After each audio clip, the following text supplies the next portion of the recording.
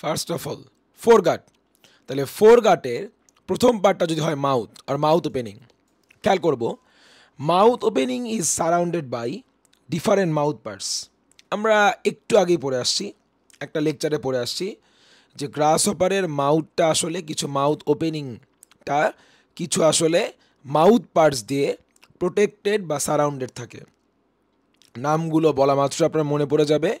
Mouth parts ছিল মোট 5 টাইপসের: labrum, labium, upper lip, lower lip, maxilla এবং কি ছিল ম্যান্ডিবল, আর লাস্টে ছিল হাইপোফ্যারিংস।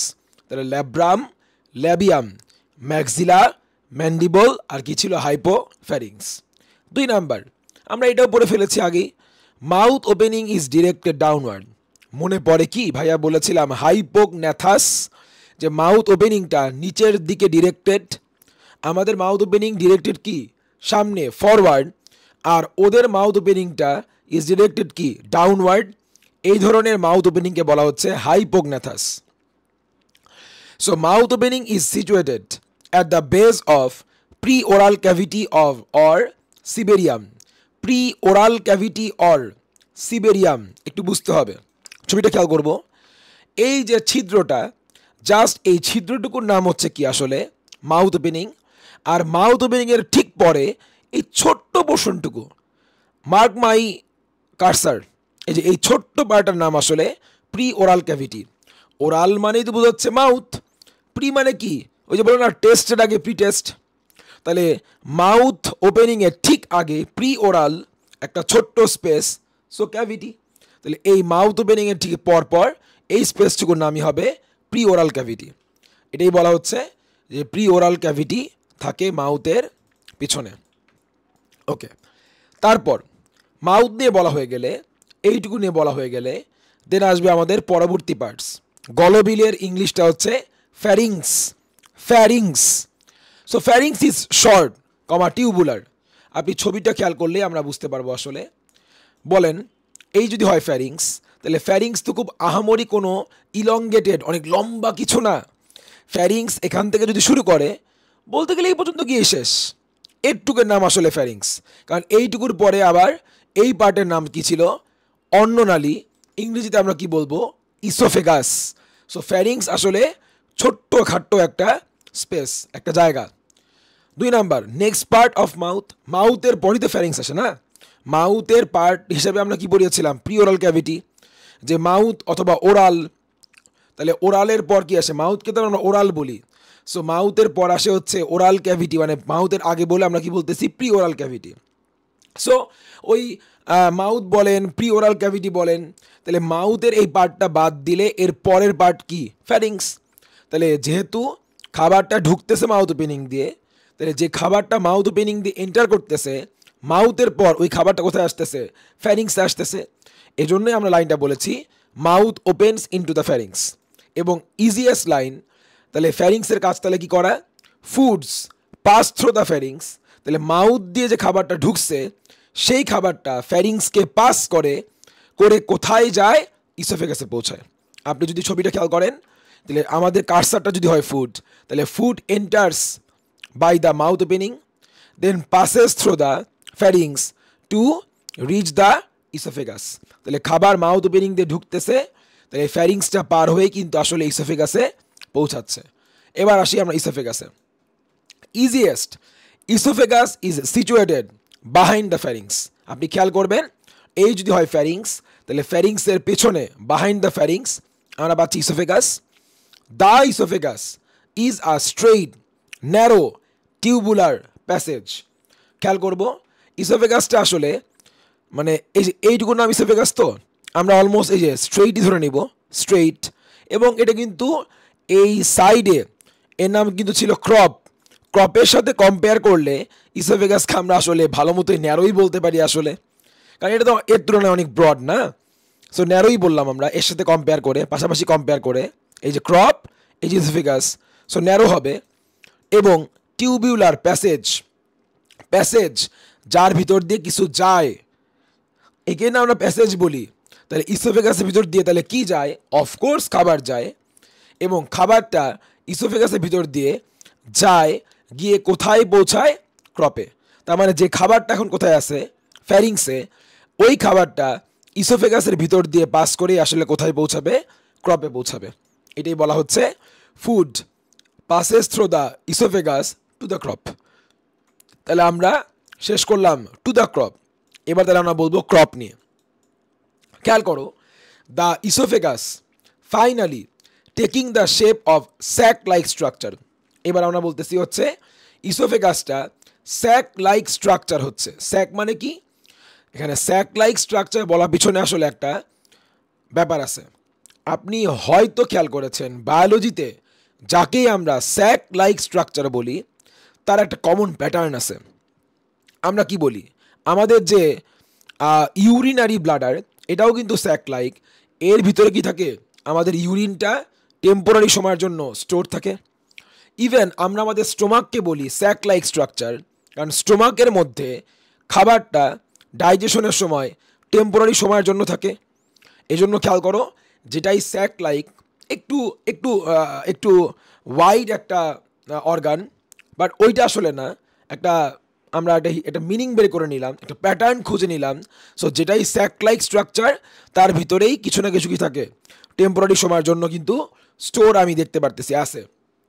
এটাও স্যাক লাইক স্ট্রাকচার, এবং এর মধ্যে কিন্তু যেহেতু ডাইজেস্টিভ সিস্টেমের পার্ট, তাহলে ডিউরিং ডাইজেশন খাবারটা এর ভিতরে টেম্পোরারি সময়ের জন্য একটু স্টোর থাকতে পারে।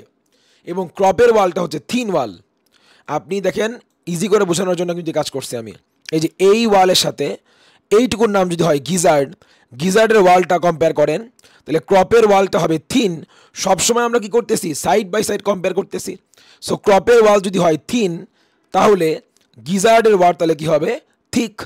এবং আমি তাই দেখবো, খেয়াল করো, ভাইয়া যখন গিজার্ড পড়াবো তাই বলবো এই যে গিজার্ডের ওয়াল কিন্তু কি হচ্ছে? থিক।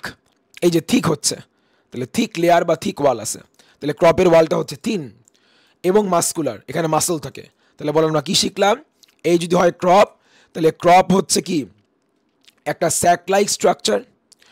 ক্রপ যেহেতু স্যাক লাইক, এর ভিতরে টেম্পোরারি সময়ের জন্য ফুড কি থাকে? স্টোর থাকে। তারপর এইটা বলা হচ্ছে থিন ওয়াল এবং মাস্কুলার। মাসেল আছে বলে কিন্তু ও কী করতে পারে? এক্সপান্ড এবং কন্ট্র্যাক্ট করতে পারে। ওই সময় কি হবে? ওর ভিতরে যে খাবার থাকবে সেগুলো কিন্তু কি হবে? গ্রাইন্ডিং হতে পারে একটু সামান্য। এবং আমরা মনে হয় বলেছিলাম আর একটা পয়েন্ট, সেটা হচ্ছে যেহেতু ও স্যাক লাইক, এটাই মনে বলেছিলাম, যেহেতু স্যাক লাইক, তাহলে ডিউরিং ডাইজেশন টেম্পোরারি সময়ের জন্য এর ভিতরে কিন্তু স্টোর করে রাখা যাবে কাকে? খাবারগুলোকে। এটাও পড়া শেষ, ক্রপ পড়া শেষ। সো ক্রপের পরে অলমোস্ট এই যে ট্রায়াঙ্গুলার এই পার্টকে আমরা বলবো হচ্ছে gizzard. Gizzard. So point 1, also known as proventriculus. By the way, কেন প্রোভেন্ট্রিকুলাস বলা হচ্ছে? প্রো মানে কি? আগে না? আমরা পড়েছি না মেটাফেজের আগে কি আসে? Pro metaphase. সো প্রোভেন্ট্রিকুলাস মানে তাহলে কি হতে পারে? ভেন্ট্রিকুলাসের আগে আমরা তাহলে কি বলবো? প্রোভেন্ট্রিকুলাস। আপনি যদি খেয়াল করেন, বলেন গিজার্ডটা কার আগে আছে? এই যে মেসেন্টেরনের আগে কে? গিজার্ড না? এই যে মেসেন্টেরন, তার আগে দিয়ে কি? গিজার্ড না? আপনি খেয়াল করবেন mesenteron is also known as কি? প্রোভেন্ট্রিকুলাস। মেসেন্টেরনে ওখানে কিন্তু আমরা ওকে কিন্তু আমরা প্রোভেন্ট্রিকুলাস বলতেছি, সরি ভেন্ট্রিকুলাস বলতেছি। তাহলে মেসেন্টেরনটা যদি হয় ভেন্ট্রিকুলাস, তাহলে প্রো মানে হচ্ছে আগে, মেসেন্টেরনের আগে আমরা আছে বলে প্রো মানে আগে। তাহলে আবার বলি, মেসেন্টেরনকে যদি আমরা স্টোমাক বা ভেন্ট্রিকুলাস নামে ডাকি, তাহলে মেসেন্টেরনের আগে আছে বলে একেই আমরা বলবো হচ্ছে প্রো ভেন্ট্রিকুলাস। তাহলে মেসেন্টেরন যদি হয় ভেন্ট্রিকুলাস, মেসেন্টেরনের আগে এই পার্টকে আমরা বলবো হচ্ছে proventriculus. Point number 2, next part of the crop. ভালো মতোই বুঝতেছো, এই যে যেখানে ক্রপ শেষ, এই পার্টটা যদি হয় ক্রপ, ক্রপের পরে যে ক্রপ এই পর্যন্ত, ক্রপের পরে ট্রায়াঙ্গুলার এই পার্টকে আমরা বলবো হচ্ছে ট্রায়াঙ্গুলার শেপড।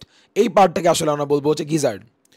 গিজার্ডের কি হবে? ওয়ালটা আউটার একটা থিক লেয়ার বা ওয়াল আছে, যেটা একটা সার্কুলার, মাসলগুলো প্যাটার্ন হয় গোল করে থাকে, সার্কুলার। তাহলে সার্কুলার মাসল থাকে।